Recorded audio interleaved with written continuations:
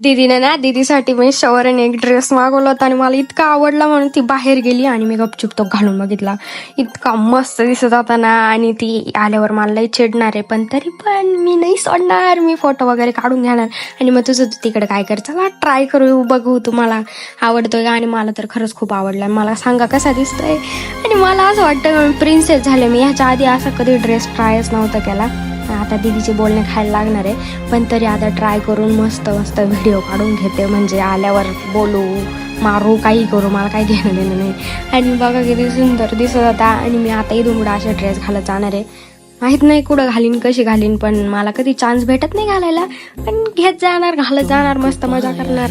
आणि तुम्ही पण कमेंट करून सांगा कसा दिसतोय ड्रेस. आणि असे घालत जाऊ की नको ते पण कमेंट करून सांगा. आणि बाय बाय. दीदी यायच्या आत ड्रेस काढून टाकावं लागेल, नाही तर लय मार खावं लागेल मला.